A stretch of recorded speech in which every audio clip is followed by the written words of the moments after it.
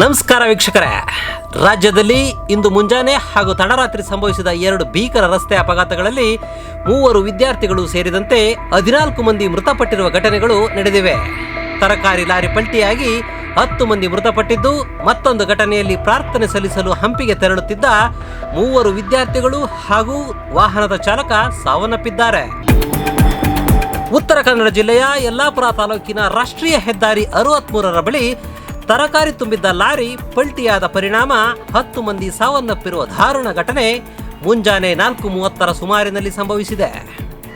ಮೃತರೆಲ್ಲರೂ ಹಾವೇರಿ ಜಿಲ್ಲೆಯ ಸವಣೂರು ಪಟ್ಟಣದವರೆಂದು ಗುರುತಿಸಲಾಗಿದೆ.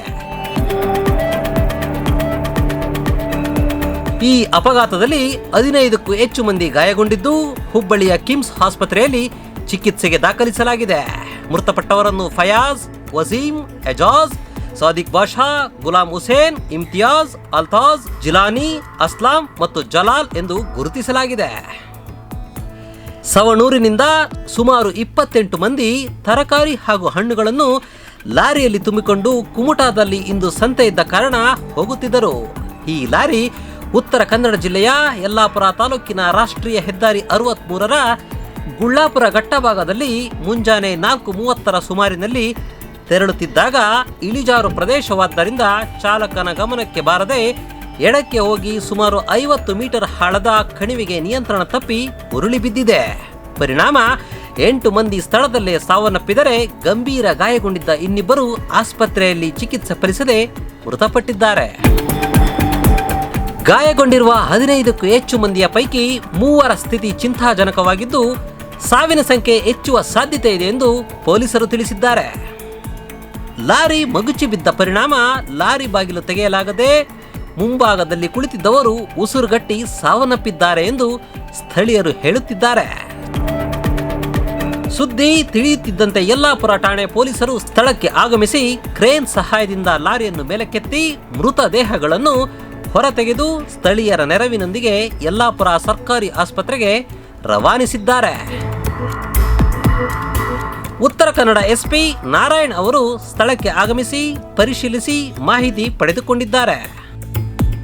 ಅಪಘಾತದಲ್ಲಿ ಸವಣೂರು ಪಟ್ಟಣದ 10 ಮಂದಿ ಮೃತಪಟ್ಟಿರುವ ಸುದ್ದಿ ತಿಳಿದು ಪಟ್ಟಣವೇ ಶೋಕ ಸಾಗರದಲ್ಲಿ ಮುಳುಗಿದ್ದು ನೀರವ ಮೌನ ಆವರಿಸಿದೆ. ಈ ಅಪಘಾತದಲ್ಲಿ ಬಹುತೇಕ ಯುವಕರೇ ಮೃತಪಟ್ಟಿರುವುದು ವಿಷಾದಕರ.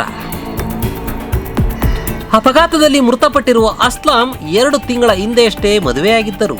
ತಡರಾತ್ರಿ ತರಕಾರಿ ಸಾಗಿಸಲು ತಾನೂ ಬರುತ್ತೇನೆಂದು ಅಸ್ಲಾಂ ಹಠ ಹಿಡಿದು ಲಾರಿ ಹತ್ತಿದರು ಎಂದು ಕುಟುಂಬಸ್ಥರು ಹೇಳಿ ಕಣ್ಣೀರು ಹಾಕುತ್ತಿದ್ದಾರೆ.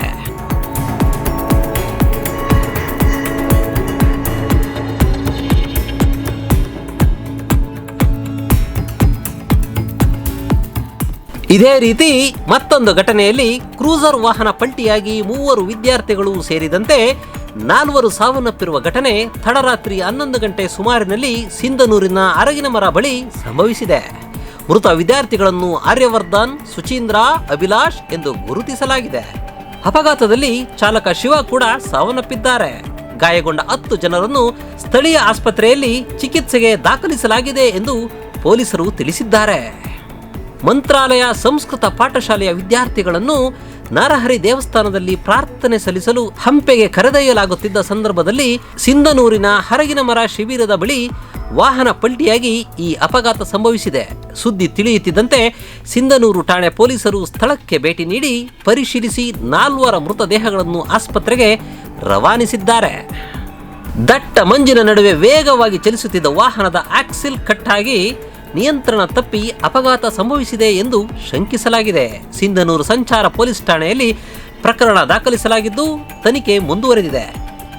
ಅಪಘಾತದ ಸುದ್ದಿ ತಿಳಿದು ಮಂತ್ರಾಲಯ ಶ್ರೀಗಳು ಸ್ಥಳಕ್ಕೆ ಆಗಮಿಸಿ ಮಾಹಿತಿ ಪಡೆದುಕೊಂಡಿದ್ದಾರೆ.